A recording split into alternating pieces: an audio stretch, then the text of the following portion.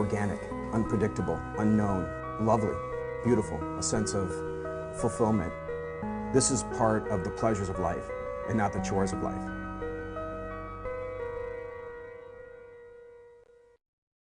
Tonight on Daily Iowan TV, find out what University of Iowa Challenge is creating warriors. And find out why your tasty Girl Scout cookies are now just a click away. And in sports, the Monday Whip Around crew is back to preview what competitions you can look forward to over winter break. Daily Iowan TV starts now.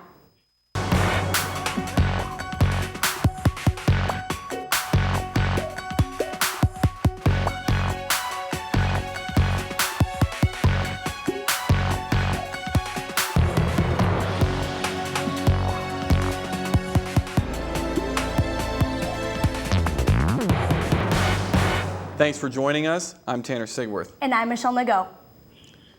The University of Iowa Hospitals and Clinics is now an Ebola treatment facility. This afternoon, State of Iowa officials announced that the UIHC will help treat patients who contract Ebola. While there are no current cases of Ebola in Iowa, if someone were to have the disease, they will be sent to the UIHC.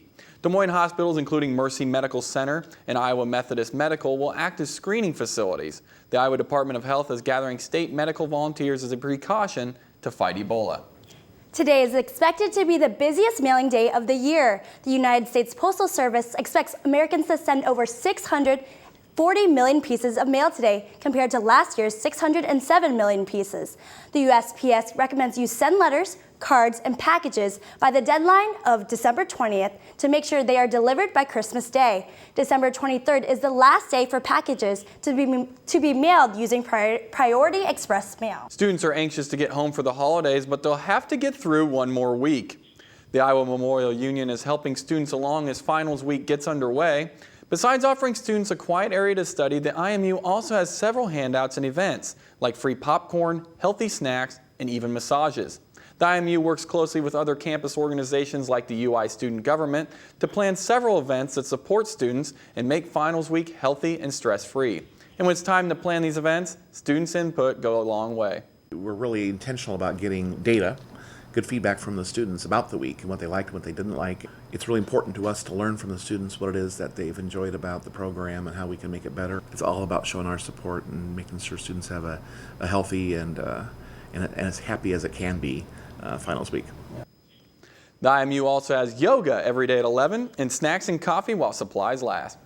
Undergraduate programs across the country have seen a rise in international students, and the University of Iowa program is one of them. The UI undergraduate international student population has spiked over the past 8 years, with having just 340 students enrolled in 2005 to nearly 2,500 enrolled this year. However, UI graduate and professional programs have seen a steady drop in enrollment numbers over the past few years.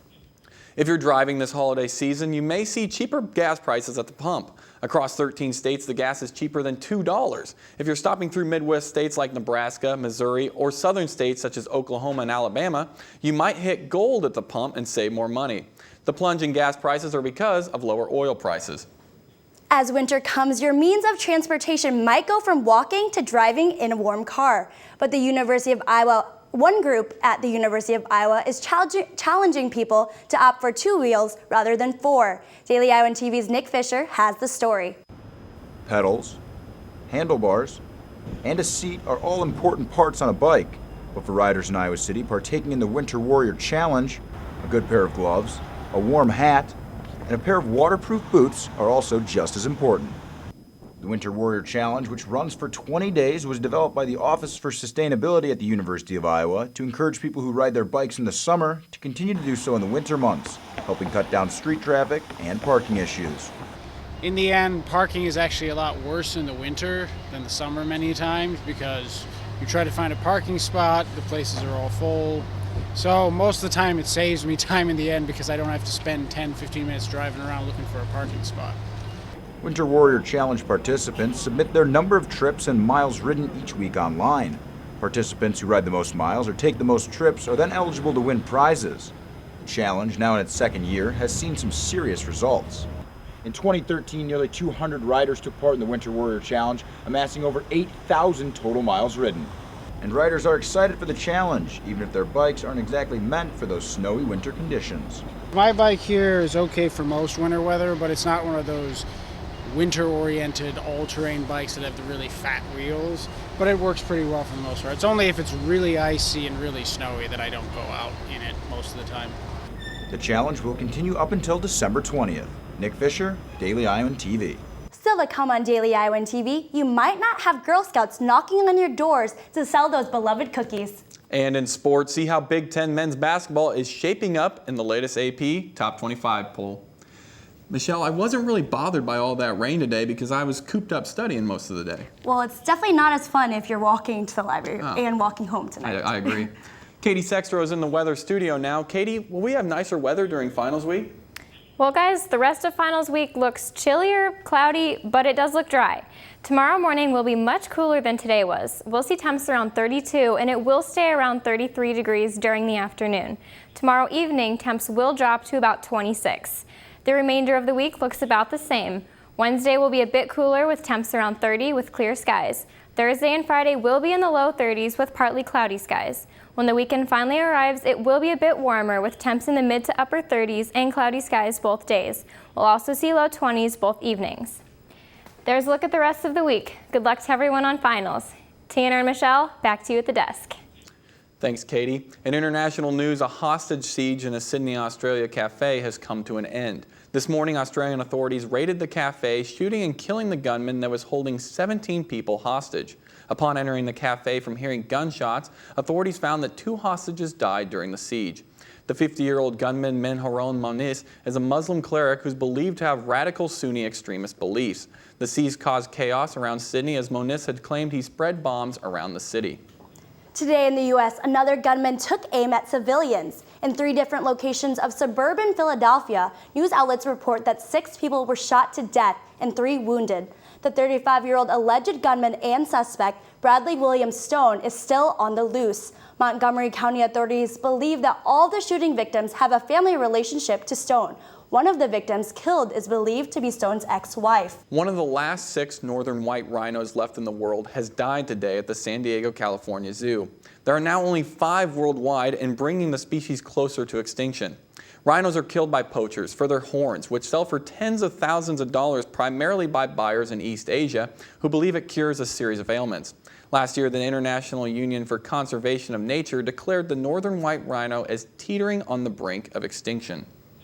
The Girl Scouts of America will be making a big change to the way they sell cookies. Daily Iowan TV's Katie Seitz has the story.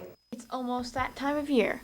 The time to buy Girl Scout cookies. The selling season begins in eastern Iowa on February 13th, and for the first time ever, people will be able to buy their favorite cookies online. I'm at the corner of Iowa Avenue and Clinton Street in front of Iowa Book, which is just one of many places where Girl Scouts have made stands to sell their cookies. Though they are taking sales online, they don't expect these stands or door-to-door sales to go down. I think this online cookie program strengthens and expands and enhances our 100-year-old cookie program. It combines the values and the lessons that girls have learned for so many years from door-to-door and booth sales with really important 21st century business ethics. Not only will this expansion teach Girl Scouts more about the World Wide Web, but it could be a major convenience for some customers. Well, who doesn't want to order a box of caramel delights or Thin Mints in their pajamas? I mean, to me, that is so convenient. And customers will be able to do just that this coming February. Reporting from Iowa City, I'm Katie Stites, Daily Iowan TV. Finals week is officially underway, which means a break for student athletes. That's right, Michelle. But Daily Iowan TV has a look at what you can expect when action resumes. We'll toss it over to Daily Iowan TV Sports' Whitney Blakemore right after this. Iowa SJMC. Want a major that'll take you somewhere?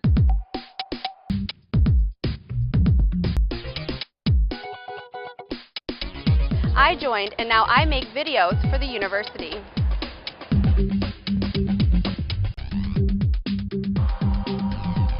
I joined, and now I work for the most trusted news source in America. SJMC. Thanks, guys, and that's right. Hawkeye action is put on pause for finals, giving those student athletes a chance to focus on upcoming tests. Men's hoops will be the first to return to action, but that won't be until December 20th. McCaffrey's squad has just 2 games left before they pick up Big Ten action. The Hawks will face Northern Iowa and North Florida before opening Big Ten play against Ohio State on December 30th. The conference boasts some of the strongest basketball programs in the nation. So let's take a look at how some of those Big Ten schools are faring in this week's AP Top 25 poll. Up on top is Bo Ryan's Wisconsin squad. The Badgers are sitting at number 5 spot with a 10-1 record.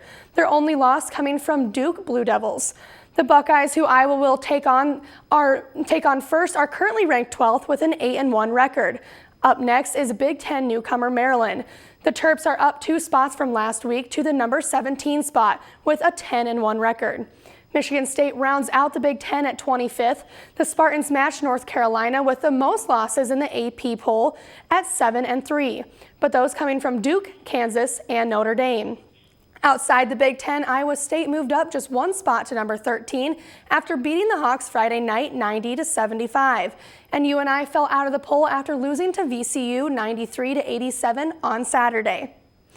Now to catch us up on other Iowa sports that will be returning to action during the winter break is our Monday evening Whip Around crew. Take it away, ladies. Thanks, guys. I'm here at Carver Hawkeye Arena, where the #1 ranked Iowa wrestling team has been working hard to maintain their status as the best in the nation. After blanking Michigan State 37-0 in the beginning of the month, the Hawks look to close out December with similar success at the Midlands Championships. Iowa holds the team title for championships at this event with 22 and look to add a 23rd on the mat this year at Evanston. Now I'll hand it off to Courtney with info on the women's basketball team. Thanks, Erin. The Iowa women's basketball team will travel to Des Moines this Sunday in order to take on Drake University. If the number 23 ranked Hawkeyes are able to find a way to defeat the Bulldogs, they will claim the Iowa State title. We should look for some great play out of Callie Peschel, Whitney Jennings, and Allie Disterhoff, who all scored double digits in Iowa's recent win over Iowa State. The Hawkeyes will also see action against Penn State, Rutgers, Illinois, Purdue, and Northwestern in the upcoming weeks. I'm going to hand it off to Nicole now, who has info for you on women's swimming. Thanks, Courtney. While both the men's and women's basketball teams took on Iowa State this weekend, the women's swimming and diving team also took part in the Cy-Hawk series, where they downed the Cyclones 206-94. Not only did the Hawkeyes win 14 of 16 events, they also broke 3 school records in the pool. Sophomore Emma Stugstad set records in the 100 and 200-meter breaststroke, while senior Becky Stoughton broke her own previous record in the 200-meter butterfly. The Hawkeyes dive back into action January 3rd at the St. Petersburg Invite in St. Petersburg, Florida. That's all for this week's Whip Around. Back to you at the studio.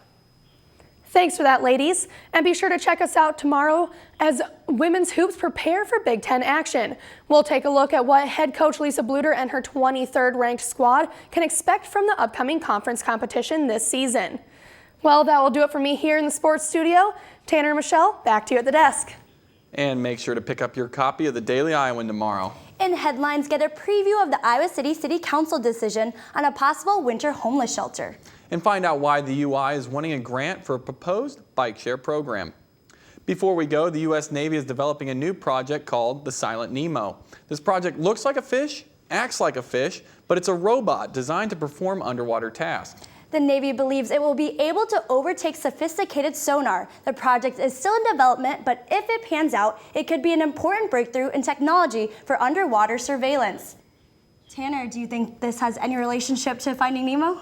Oh, I thought they named it after the captain from 20,000 Leagues Under the Sea, but you might be right. We don't really know. I don't think so.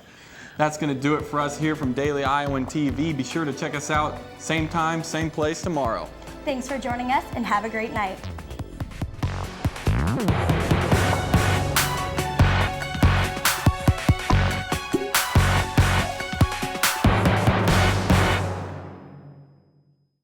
Iowa SJMC. Want a major that'll take you somewhere?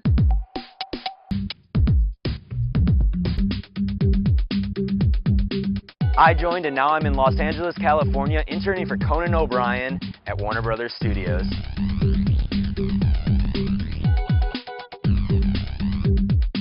I joined and now I'm working in public relations for diabetes research. SJMC.